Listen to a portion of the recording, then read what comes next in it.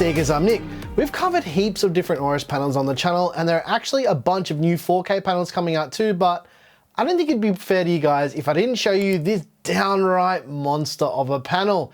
In this video, we're going to take a look at one of the best gaming monitors I've ever used, the monstrous Aorus 27-inch IPS 240Hz panel, the FI27QX. Let's take a look.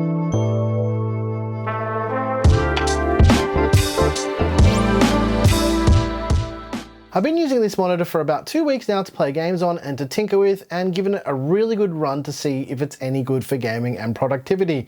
The truth is, we've had this monitor here for like 3 months, and I'm sorry to hardware unboxed. We've just had so much going on that we just haven't had time to make this video. And as a bit of a teaser for this video, we're actually shipping this one out to Tim at Hardware Unbox, so he's going to do a whole thing on this eventually too, so make sure you check that out when that drops. I don't know when, but yeah, this is going to Tim when we're done with it. The Aorus FI27QX features a 27-inch edge-lit IPS panel with a resolution of 2560 by 1440 with a peak brightness of around 400 nits. It also features a 240 Hz refresh rate. Yep, it sounds like a lot, because it is. 240 Hz for IPS?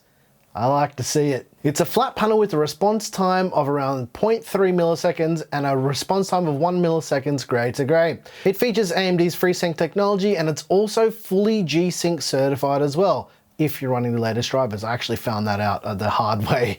I did test this for an extended period of time as well, and it works flawlessly.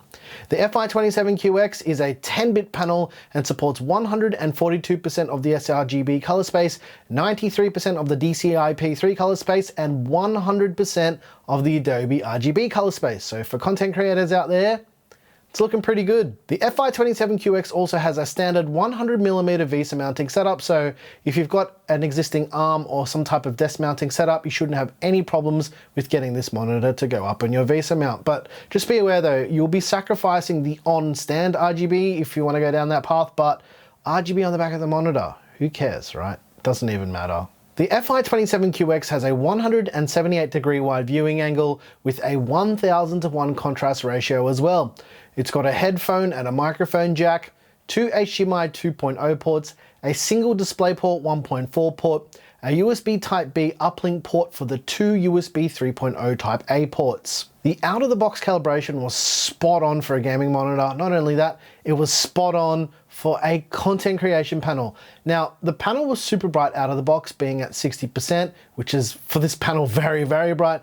And for extended periods, I reduced the monitor's brightness to just 20% because I think that that's more than adequate for these type of situations. And I must sound like a parrot repeating myself in all of our monitor content, but I do this because this is the room that I test all the monitors in, and it's quite dark. And if you've got a really bright monitor, it's really bad for your eyes. It's kind of like staring into the sun, and it will strain your eyes. The FI27QX is a multi-purpose monitor that can be used for content creation and for gaming, especially with its 100% Adobe RGB coverage. It's pretty impressive stuff for a gaming monitor. I'm not gonna lie, this thing is, it's really good, and that's me kind of spoiling it at the start of the video. The build quality is excellent, and it's very premium, and you shouldn't have any issues with this monitor at all. Now, it's got a pretty gamery design with the design on the rear. It may or may not be your cup of tea. I don't think it matters too much. And that kind of leads me into the other thing with the rest of the rear design. It's got RGB accents on both the stand itself and the panel. The lighting can be controlled in RGB Fusion, and you can sync it with any other Gigabyte or Aorus devices or any type of Aorus hardware you have. But again, who cares about monitor RGB on the back? I don't know why they keep doing this. I feel like it just makes it a little bit too expensive, or maybe it costs them nothing to add it. I don't know. We don't need it. We just don't need RGB on the back of the screen. It's got a zero bezel design with a matte screen surface. The stand is fully height, tilt, rotation, and swivel adjustable. It's actually pretty great to have this degree of adjustability. The FI27QX has a little nub style joystick built onto the bottom edge of the screen for the menu system, and it's really easy to use, and everything is very easy to understand. However, as I always say with these newer monitors, you don't need to use it because you can use the OSD Sidekick software to do absolutely everything. The same as usual, you can do the crosshairs, you can do the brightness, contrast, picture in picture, basically everything that you can do in the menu system, you can do in the software itself. And I think the only reason why they even have that joystick is for people using Macs or if you're using Linux. And I always say this in monitor videos, but okay, here we go. Gigabyte, please, I know you're listening, make a Linux version of OSD Sidekick. It seriously cannot be that hard. Or just release the SDK or the source code so the community can just make the software for themselves. This kind of leads me back into the thing that I always talk about. We get comments about this on every monitor video, but if you're wanting to use that monitor software and that software integration, you need to use the included USB cable. It doesn't just work through HDMI or DisplayPort alone. And also, while I'm on the topic, and this is completely off the cuff, this monitor will work with the Xbox Series X and PS5. However, you'll be limited to the refresh rates with HDMI, being it's only HDMI 2.0. This panel is HDR 400 certified as well, and for the first time in a long time, the HDR on this panel is actually not too bad. It's not amazing, but I think it's a great addition if you wanted to try it out. Good work to Aorus for getting closer than you ever have with HDR before. For gaming, the FI27QX is excellent. You know, the colors are excellent. Being that it's 1440p and it's like this new de facto standard for gaming, the FI27QX really shows you what's possible with a good 1440p panel. It's the perfect mix of the pixel density, and also the size of the panel as well is nice too. There's no noticeable ghosting. There's very minimal backlight bleed on black screens, and honestly, it's just not worth talking about because it's not noticeable. There is absolutely nothing that I can think of that I don't like about the FI27QX. It hits pretty hard in most things it's trying to do well. It does everything it needs to do, and it does all of that stuff on point. And to be absolutely honest, I'm a massive fan of this display, and I wouldn't have held on to it for so long if I didn't like it. So yeah, honestly, this panel is a panel I can highly recommend. And it's not just me saying this, this is what everybody's saying.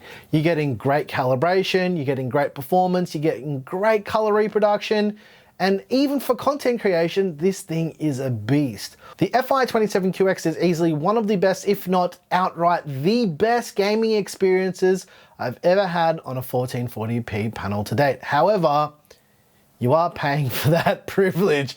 All around, the FI27QX is pretty great if you can afford one, right? And that's the thing with all of these beautiful displays. They cost so much money, and you quite literally have to pay to play with a panel like this. But if money isn't an issue, then I can 100% recommend this monitor. The FI27QX is also designed for a serious gamer with a serious gaming PC with seriously deep pockets.